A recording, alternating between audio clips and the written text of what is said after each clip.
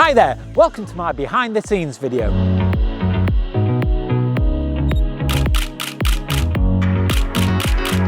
I got a question from a subscriber asking me some technical details about what goes into making a YouTube video. So I thought it'd make a perfect topic to do a behind the scenes video to show you everything from filming to B-roll right up to editing. Now, I started my YouTube channel originally to give me some incentive to get out with my camera to inspire myself, but now my job is to inspire you to get out and enjoy your photography.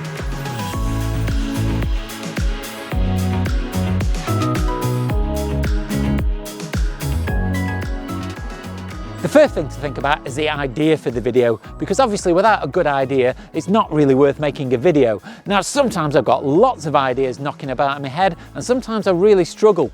So if it's something like just a location inspired video, then it's just a case really of going to that location and filming as you go and seeing what comes out at the end. But sometimes, if I'm doing something like a tutorial and I need to do a little bit more research and maybe even write a script. So this video, I've made some notes of all the things that I want to talk about and I've written them down on some paper so I don't forget them. Probably the easiest kind of video to make is the scripted video, like this one is, because you can think about what you want to say beforehand. So all you've got to think of is going through the scenes that you've written down, filming them and talking to the camera. So I'll show you how I do that. So this is my main vlogging camera. It's a Canon M50, and so this is set up on a tripod looking at me, so I might end up doing a piece to camera like this, talking at this camera. I like to have the camera locked off on the tripod because I think it just looks a little bit more professional. Now, on the top of this camera, I've got a microphone just here. Now, this is okay if it's not very windy. It does tend to pick up a lot more ambient sounds though. So today, because it's a little bit more windy, I've got a lapel microphone just here that's connected wirelessly through this little gadget here, and then I've got the other end in my pocket, and so they connect wirelessly. That allows the microphone from my lapel to go straight into the camera. What's really important, almost vital when you're doing vlogging, is to have a flippy out screen like this one here, because it allows you to check the exposure and it also allows you to check the composition of the shot. Just to help with that, on the front of this lens here, I've got a variable neutral density filter that allows me to change the exposure, because what I need to try and do is keep the shutter speed of the camera to about 1/60th of a second. Any faster than that and it starts to get stuttery, and I want to try and keep the aperture as wide as possible to give me a shallow depth of field. So being able to just add a little bit more neutral density can really help with the exposure.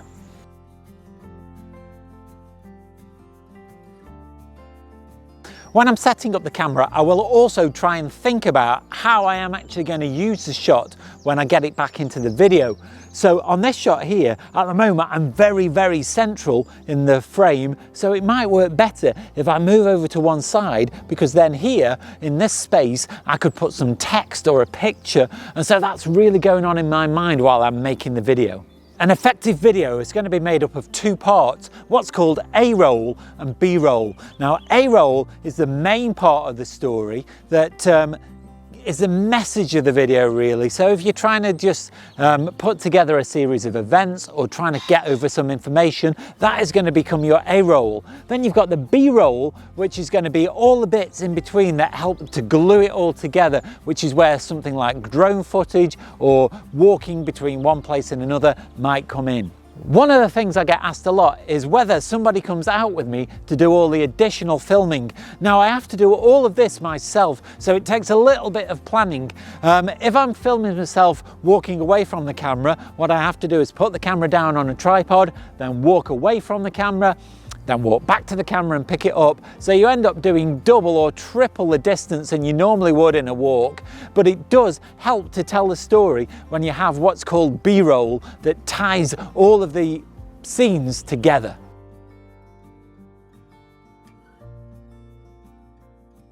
If you've seen any of my videos, you'll be aware that at the end I put together a little blooper compilation. Now, I never seem to have a shortage of mistakes to put together at the end of the videos. These are all genuine, they're just fluffs that I make. I like to keep the main video nice and professional and nice and snappy, but I always make little mistakes. I either trip over my words. One person even said in the comments, it seems like I've got Tourette's, and I can assure you that I haven't, but I just like to be really, really accurate with my wording.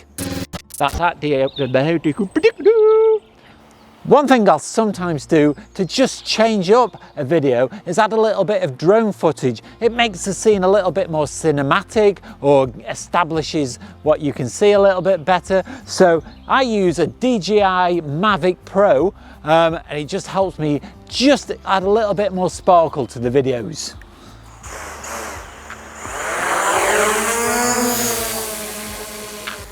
So I've got the drone up above me now, you can probably hear it, but it just adds a different perspective that you couldn't get from a ground level camera.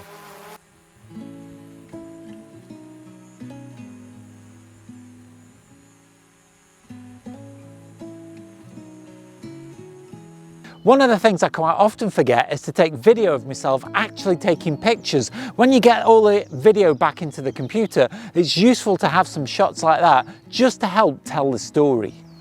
There are times when I've got back home and started editing a video that I found that seems to be a little bit missing. Maybe I should have said something to connect something together or explained something a little bit more clearly. So this hedge behind me has appeared in quite a few videos that I've used to add extra bits that I didn't manage to film when I was out in the field. So this is something that you might have seen a few times without actually realizing it. Not everything that you see in a video happens in the same order that it happened in real life. There's one particular video I'm thinking of where I went to Burton Mere Wildlife Reserve and I got a fox cub that appeared on the path in front of me. Now this happened halfway through my visit there, but it was such an amazing moment that I saved it for the end of the video as a kind of climax. So I will edit it in slightly different orders if it helps to tell the story.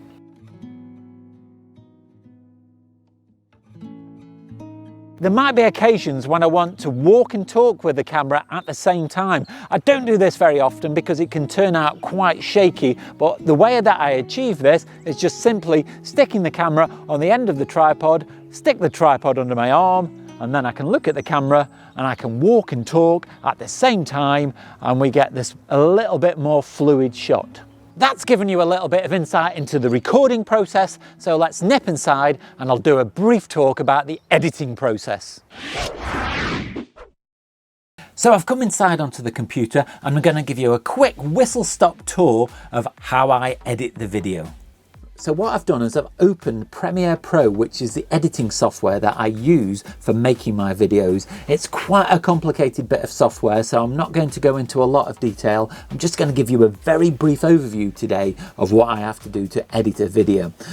So on the bottom of the screen here, there's lots of coloured boxes, and these are all different elements that go together to make the video. So some are sound, some are video, some are photos, some are graphics, and you layer them together to actually make the video. We've got the blue playhead here that we can move about throughout the video, and that just shows what is being seen at that point in time depending on how much is layered together. So what I've done is I've put together all of my media here into different folders, and in Premiere Pro these are called bins. It just helps to keep everything organized. So in this folder I've got all of my video. In this folder I've got all of my photos. It just helps to keep everything organized. So if I go into the video folder, what I'm going to do is I'm going to drag a piece of video onto the timeline. Now all of these pieces of video are already edited down to the right size, but if I go to this piece of video here and just zoom in on it, you can see that I've got bits at the beginning. So there we go. Where I started pressing record, there is a little bit of time from when I moved in front of the camera. So I need to chop that bit off. It's very simple. You just basically drag it in. But if you have a listen to what I say, I think I've messed up the beginning. Yeah, I did mess up the beginning slightly, so I need to remove a little bit more. There we go. So now the beginning's edited. And then I'd need to do the same at the end. Don't think I like the end of that very well. Something went wrong. So that might be a take that I didn't actually use. But I can chop the end off that. So I've now trimmed that bit of video to the right size, and then that can go into the main timeline. So once I've got all the video elements in the correct place and in the right order and all trimmed down to the right size, then I'd start to put all the photographs into the right places to match the storytelling. So here we've got a photo that I've inserted into the timeline at the correct place. Once I've got all the video and the photographs edited in together, what I'd probably do next is watch the whole thing from start to finish, just to get a feel for how the whole thing hangs together before I start doing any more work on it. Once I'm happy with the structure of the main part of the video, which is classed as the A-roll, which is the story and the photographs, I'll then think about putting B-roll into the video, which is more like the connecting tissue that just links everything together. So here we've got a shot of me walking alongside a stream that just helps connect the different parts of the video. One way to help tell a story is by adding graphics to a video. It can make things a lot clearer, maybe things that you forgot to say even in the video. And on this particular video, because I was doing an alphabet challenge, I put an alphabet at the top of the screen, and I also put the letter that I'd found to show what I thought it looked like as a graphic as well. So that just helped tell the story. And also things like these things, which are calls to action, calls to the viewer to subscribe or that kind of thing, can really help as well. The final thing that I'll do when I'm making a video is add the soundtrack. Now firstly, that might just be sound effects. So if I've got a call to action that uses clicks, I'll put a mouse click, maybe a whoosh if something flies onto the screen, and then very lastly, I'll add a music track. Now, not everybody adds music tracks to the entire video, but I feel even just a very quiet music track underneath the talking just helps link the whole thing together. Now, I don't know whether it's everybody's cup of tea, but I think it just really helps cement the whole video together.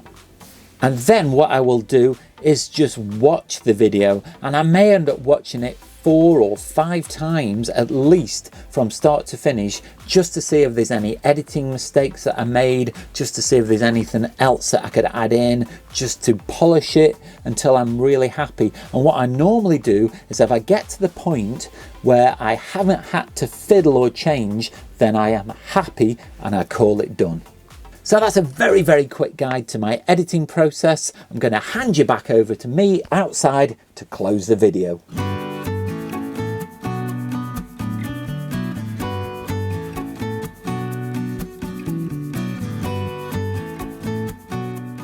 So that's been really fun to make. Hope it's been useful for you to see everything that goes into making a YouTube video. It's probably not as simple as you thought it might be. There's lots involved, but it's a really enjoyable process and something that I think is really worthwhile.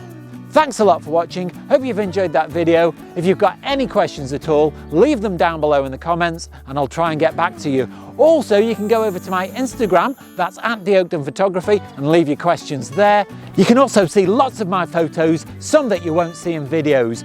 Do me a really big favour and click like, subscribe and the bell notifications. That way you'll stay up to date with all of my future content. Watch out for next week's video. That goes live at 4 o'clock on Sunday. But all that's left now is to say, stay safe and I'll see you soon. Research, I am the spare shots where it looks like somebody else is doing the filming. Now I can come across a little bit more professional, so I don't end up one thing's